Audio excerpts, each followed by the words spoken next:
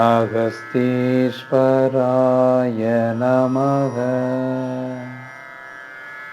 ஓம் அகஸ்தீஸ்வராய நமக. ஓம் அகஸ்தீஸ்வராய நமக. அப்போ பர்த்டே அப்படிங்கிறது ஒன்றும் கிடையாது. பர்த்டே அப்படிங்கிறது நம்மளுடைய ஸ்லோ டெத் டே தான் நம்ம பர்த்டேன்னு சொல்கிறோம்.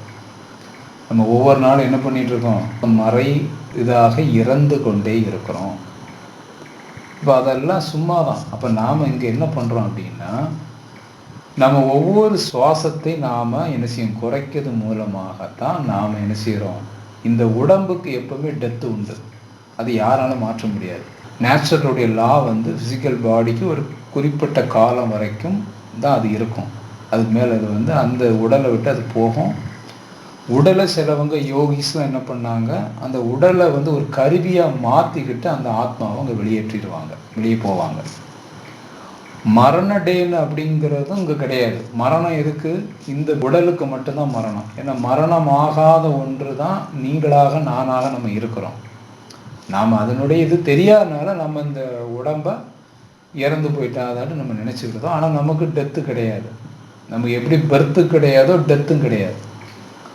பர்த்து டெத்து ரெண்டுமே கிடையாது தான். ஆனால் என்ன நடக்குது, நம்ம வந்து இந்த உடலுங்கிற ஒரு இதுக்குள்ளே கான்செப்டுக்குள்ளே வந்து மறுபடியும் இந்த கான்செப்ட்லேருந்து வெளியே போகிறோம், அவ்வளோதான்.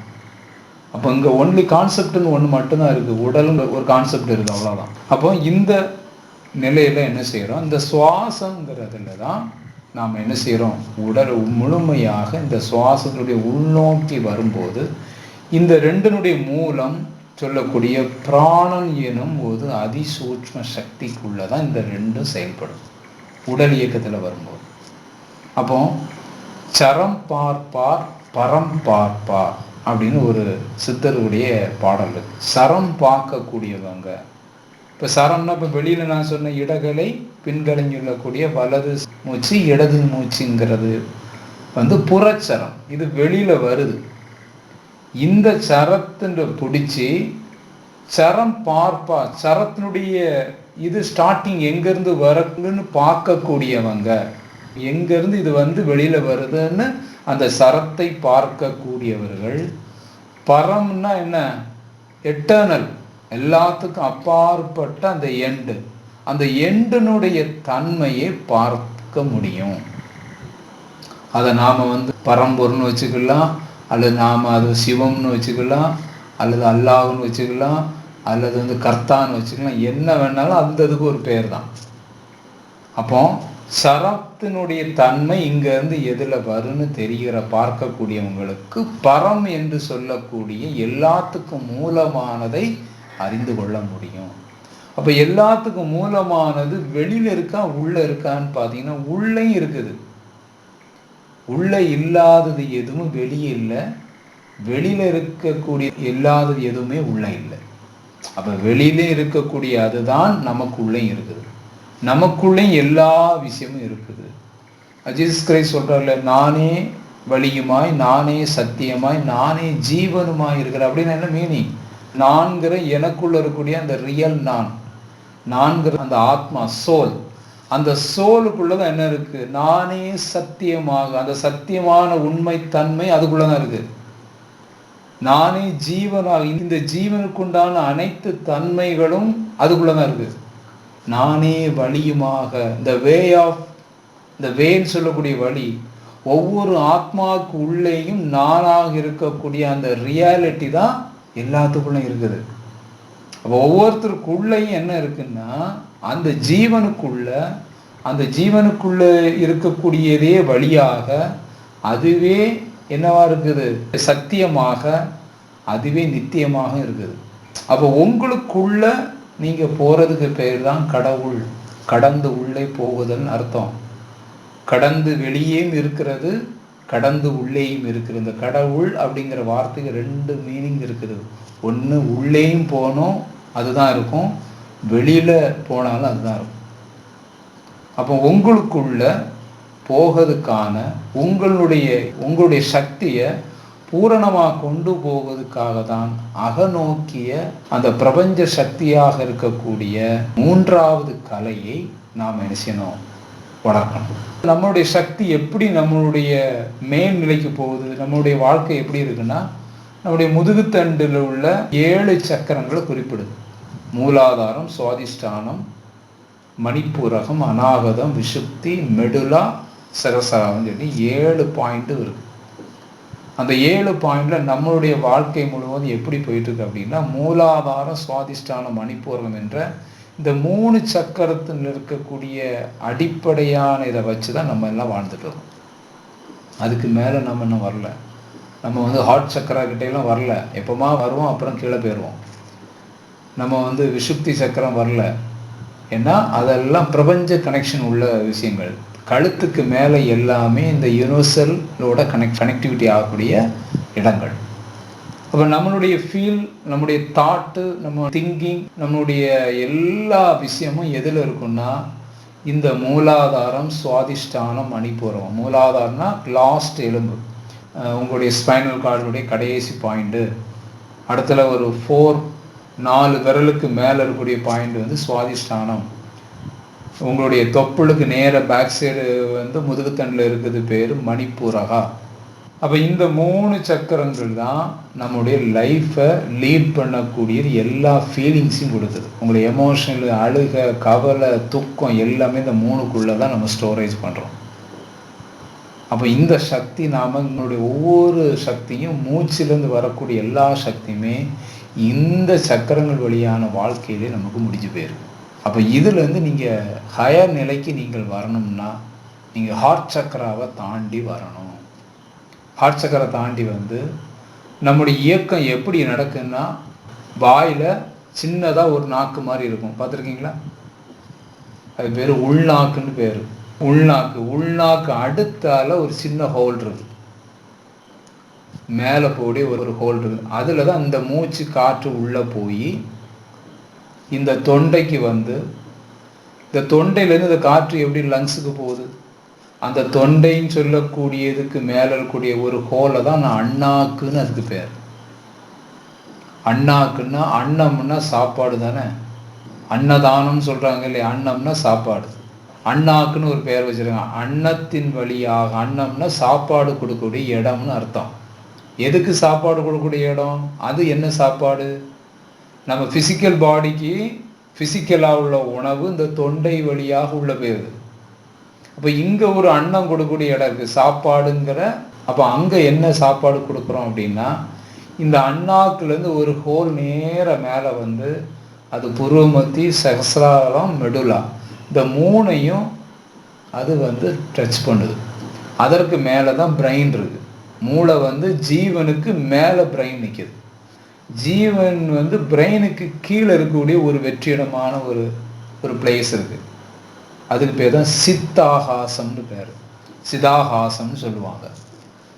அந்த வெற்றிடத்தில் தான் நம்முடைய ஆத்மா எப்படி இங்கே இருக்கக்கூடிய யூனிவர்சலில் ஒவ்வொரு கோளும் ஒவ்வொரு நட்சத்திரமும் மிதந்துக்கிட்டு இருக்குதோ, இங்கே இருக்கக்கூடிய ஸ்பேஸில் எல்லாம் மிதந்துட்டு இருக்கு இல்லையா? இதே போல் நம்முடைய ஆத்மாவும் உள்ளே இருக்கக்கூடிய ஸ்பேஸில் மிதந்துட்டு இருக்கு. உள்ளுக்கு இந்த அண்ணாக்கு வழியாக ஒரு சிறிய ரூட்டு மேலே போகுது. அதன் வழியாக அதிசூட்சமான சக்தி மேல் நோக்கி போகும்போது தான் இந்த ஜீவன் ஒரு டாட் மாதிரி ஒளியாக இருக்கக்கூடியது. இந்த பிராணன் போக போக இதான் அதுக்கு கொடுக்கக்கூடிய சாப்பாடு. ஃபிசிக்கல் பாடிக்கு சாப்பாடு தான் உருட்டி எல்லாம் உள்ள தள்ளணும். மேலே இருக்கக்கூடிய பிரெயினுக்கும் ஆத்மாவுக்கும் சாப்பாடு இந்த உருட்டிலாம் உள்ள கொடுக்க முடியாது. அங்கே என்ன தேவை? அதிசூட்சமான எனர்ஜி தான் தேவை. அப்போ அந்த பிராண சக்தியை கொண்டு போகக்கூடிய அந்த வாசல், அதுக்கு பேர் தான் இந்த அண்ணாக்குன்னு பேர். அன்னவாசல் இன்னொரு பேர் இருக்கு. அன்னம்னா உணவு. அந்த உணவு என்ன உணவு? நமக்கு கொடுக்கக்கூடிய உணவு பிராண உணவு. அப்போ பிராணன் எங்க இருக்கு? காற்றுக்குள்ள இருக்கிறது தான் பிராணன். காற்றுக்குள்ள இருக்கக்கூடிய அந்த சக்தியை நாம எதுக்கெல்லாம் தேவை? இந்த உடலுக்கும் தேவை, இந்த ஜீவன் மற்றும் நம்மளுடைய மூளை இயக்கத்துக்கும் தேவை. மூளைக்கும் பிராண சக்தி போகணும். மூளைக்கு பிராணசக்தி போதான் மூளையினுடைய ஒவ்வொரு செல்லும் என்ன செய்யும், நல்ல இயக்கம் பெறும். அப்படி ஒவ்வொரு செல்லும் நல்லா இயங்கும் போது தான் நம்ம எல்லாத்தையும் கிரகிக்கக்கூடிய ஆற்றல், இங்கே இருக்கக்கூடிய யூனிவர்சலில் கிரகிக்கக்கூடிய தன்மை நம்முடைய பிரெயினை வச்சு தான் நம்ம என்ன செய்கிறோம், அதை அவ்வளோ கிரகிக்கிறோம். மூளையினுடைய ஒவ்வொரு செல்லுகளும் அதீத சக்தியிலே தான் அது இயங்கப்படும். இப்போ நம்ம மேலே போகிறதெல்லாம் நம்ம பர்டிகுலராக நம்ம அந்த சக்தியை கூட்டலை. உடல் இயக்கத்தில் எவ்வளோ முடியுமோ கொஞ்சம் போகுது, அதை வச்சு தான் அந்த மூளை இயக்கம் நமக்கு இயங்குது. அதனால தான் நம்ம சில விஷயங்கள் வாழ்க்கையினுடைய ரகசியங்கள் புரியதில்லை. நம்ம எல்லாமே என்ன செஞ்சோம், வெளி இங்கே இருக்கக்கூடிய உலகத்தில் உள்ள இந்த விஷயத்தை தான் கவனிக்கிறோம். நம்ம ஸ்பேஸில் இருக்கக்கூடிய அந்த சீக்ரெட்டான காரியங்களை நம்ம கவனிக்கிறது இல்லை, கவனம் நமக்கு போகிறதில்லை. அப்போது பிரெயின் சிஸ்டம் வேலை செய்ய செய்ய செய்ய தான் யூனிவர்சல் விஞ்ஞானிக்கும் ஒரு சித்தருக்கும் ரொம்ப வித்தியாசம் கிடையாது, குறிப்பிட்ட அளவு தான் வித்தியாசம். விஞ்ஞானம் எப்போவுமே சொல்லக்கூடிய ஸ்பேஸை பற்றி நினச்சிக்கிட்டே இருக்கிறான். மெய்ஞானத்தில் இருக்கக்கூடிய சித்தர்களும் யோகிகளும் அதே விஷயத்தை ஸ்பேஸில் தான் அவங்க கனெக்டிவிட்டி பண்ணி இன்னும் ஆழமாக போகிறாங்க. இவங்க கருவியை பயன்படுத்த முயற்சி பண்ண அவங்க தன்னையே கருவியாக பயன்படுத்துகிறாங்க.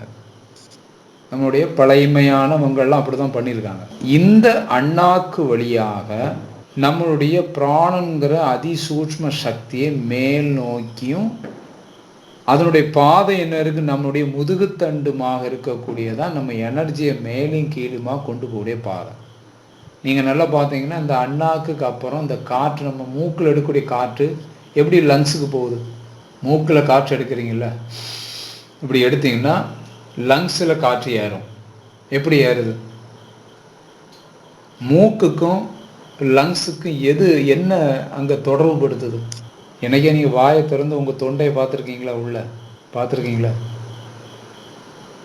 உங்கள் செல்லை பற்றி உங்களுக்கு ஃபுல் நாலேஜ் இருக்கும், உங்களை பற்றி உங்களுக்கு நாலேஜ் இருக்காது. வெளியில் இருக்கக்கூடிய எல்லாத்தையும் பற்றி ஃபுல் நாலேஜ் இருக்கும், அது பெரிய அறிவுன்னு சொல்லிட்டு இருக்கோம். உங்களை பற்றி உங்களுக்கு நாலேஜ் இருக்காது. நம்ம வாய்க்குள்ள அந்த தொண்டைக்குள்ளுடைய அந்த ஒரு எம்டியாக இருக்கக்கூடிய பிளேஸுக்கும் மூக்கில் இருக்கக்கூடிய காற்று எப்படி சிந்தாமல் எங்கே வந்துடுது, லங்ஸுக்கு வருது. இடையில ஏதாவது கனெக்ட் பண்ணதுக்கு ஏதாவது டியூப் இருக்கா? இல்லை, ஒரு வெற்றிடம் தான் இருக்குது. அப்படி தானே? அந்த வெற்றிடம் ஏன் வச்சுருக்கு? அந்த வெற்றிடம் இல்லைன்னா நீங்கள் சாப்பிட முடியாது.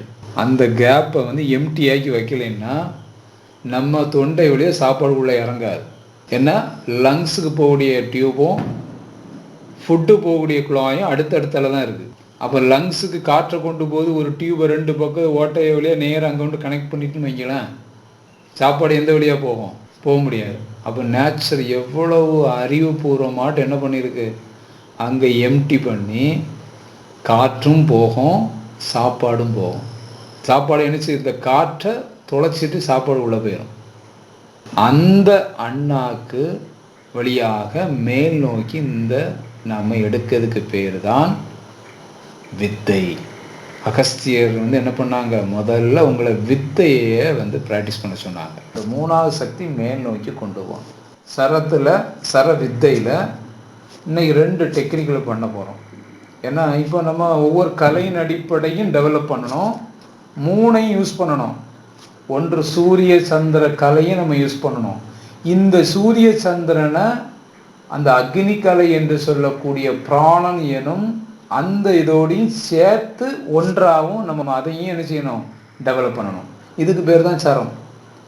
நிறைய பேர் நீங்கள் வலதும் இடத்தையும் பார்த்துக்கிட்டே வாழ்க்கையில் போயிட்டே இருந்தீங்கன்னா நீங்கள் அதை வச்சு அவ்வளோ எல்லாம் யூஸ் பண்ணி நீங்கள் என்ன செய்வீங்க, அதை என்னையுமே தக்க வைக்கிறது கிடையாது, பயன்பாட்டுக்கு தான் வச்சுட்ருக்கோம்.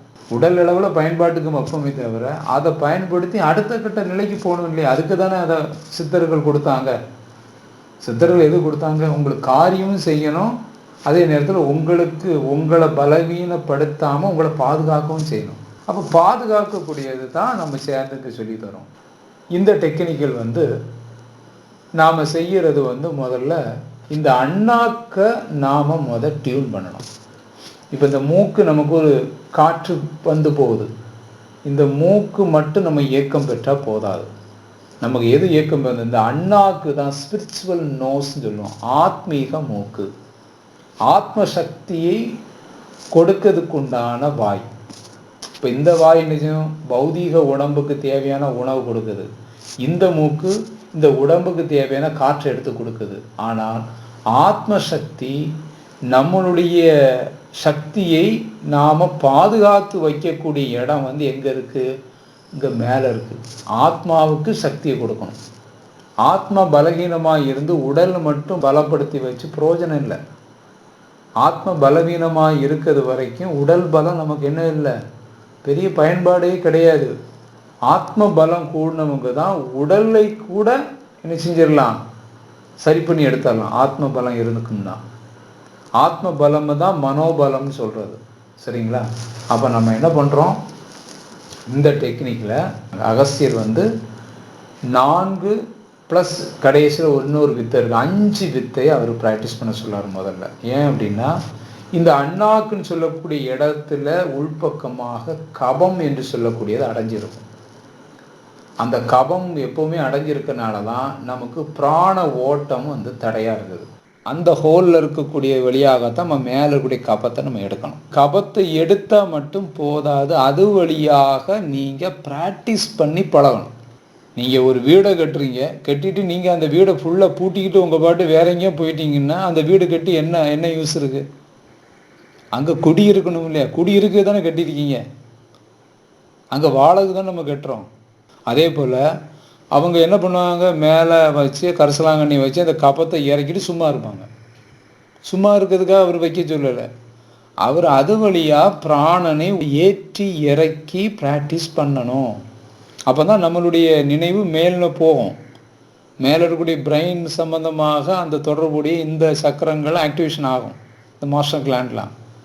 அப்போ இங்கே என்ன செய்கிறோம், நம்ம அந்த அண்ணாக்கில் கரிசலாங்கண்ணி தேய்க்கெல்லாம் வேண்டாம். அகஸ்தியர் பரம்பரையில் சித்த மார்க்கத்தை என்ன பண்ணுறாங்க, இந்த வித்தையை ப்ராக்டிஸ் பண்ணால் 2 விஷயம் நமக்கு நடக்கும். ஒன்று கபமும் இறங்கிறோம், இன்னொன்று அதன் வழியாக நம்மளுடைய நினைவு போயிட்டு வரக்கூடிய அந்த டெக்னிக்கலும் செய்ய ஆரம்பிக்கிறோம்.